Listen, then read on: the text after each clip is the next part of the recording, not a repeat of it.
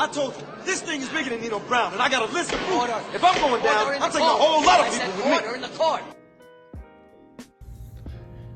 Nino Brown Boxing, I'm back in the building. Shout out to the LDBC. Don't forget to hit that like button and subscribe.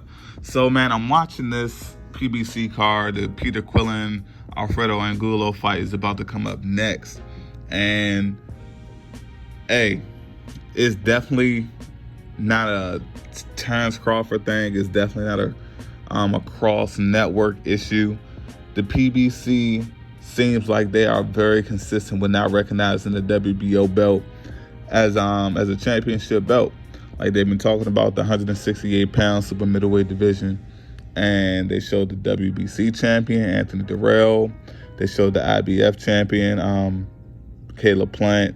They showed the WBA and the WBA regular champion, or the WBA super and the WBA regular, however you wanted to call it.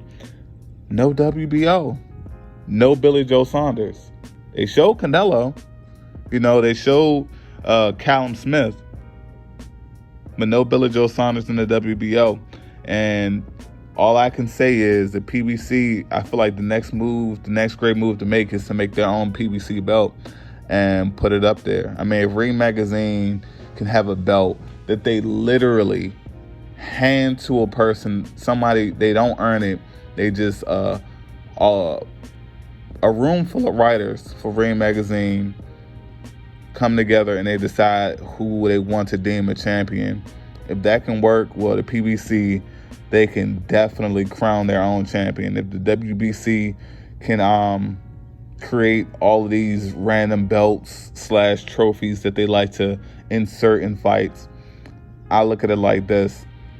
Whoever's a unified champion in a division at the PBC, and they unify with the PBC fighter or not, they should be crowned the PBC champion for that weight class. I feel like the PBC belt should be reserved for someone at the minimum qualification is that they're unified.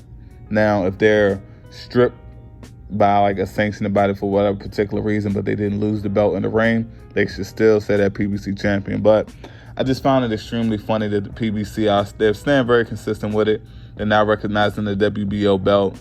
And I just wonder how that will affect future negotiations for other guys that's not in the PBC that hold the WBO belt.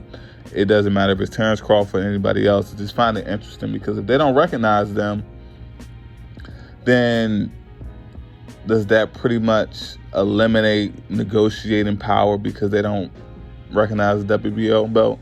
I mean, I have no idea, but just can't wait and see. It's Nino Brown Boxing. Shout out to the WBC, and I'm out.